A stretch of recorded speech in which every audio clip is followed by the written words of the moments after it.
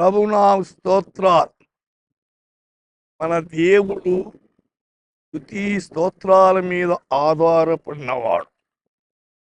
దేవుడు మరి ఒక దినం ఇచ్చాడు, అందును బట్టి స్తుతించండి.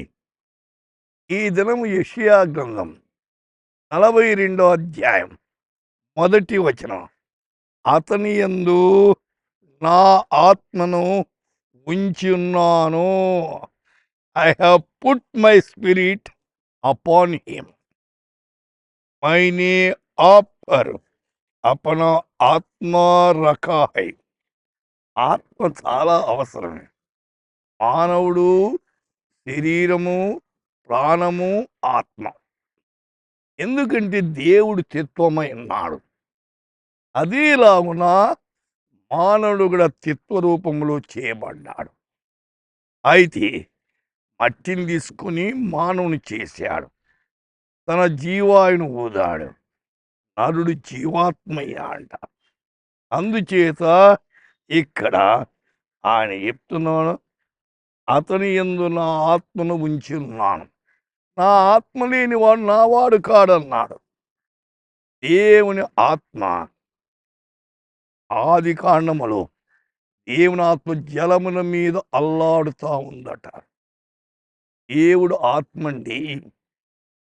ఆత్మైన దేవుడు మనము నశించిపోకుండా ఉండాలని మానవత్వముతో వచ్చాడు. అందుచే నశించిన దాని వెదకి రక్షించేదానికి ఆయన వచ్చాడు. అందుచేత ఆయన మీద ఆనుకొని, అందుచే యెషయా గ్రంథం 11:2 యెహోవా భయభక్తులు పుట్టించు ఆత్మ అతని మీద నిలుచును. దేవుని ఆత్మ మన మీద ఉండాలి. ఆయన ఆత్మ చేత నడిపించబడాలి.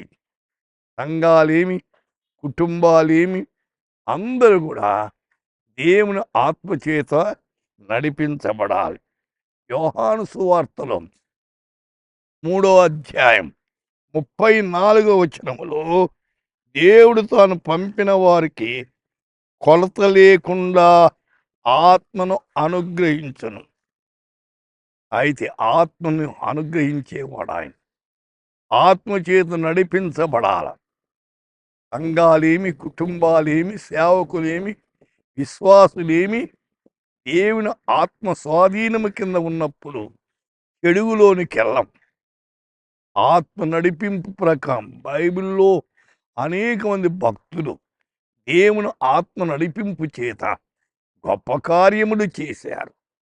సోదరీ సోదరుడా, దేవుని ఆత్మ నడిపింపు కిందకి వస్తావా, నీవు దీవించబడతావు. నీ ద్వారా దేవుడు గొప్ప కార్యాలు చేస్తాడు. అలాగూ ఉండేదానికి ప్రయత్నించండి. ప్రార్థన చేద్దాం. ప్రభువా, ఈ దినం వింటున్న శ్రోతలు మీ ఆత్మ నడిపింపుకు తమను తాము అప్పగించుకొని ఆత్మీయ కార్యాలు వారి జీవితాల్లో అడుగడుగున జరిగించి మీ నామాన్ని హెచ్చించుకోమని యేసుక్రీస్తు నామమున ప్రార్థిస్తున్నాము తండ్రి. ఆమేన్.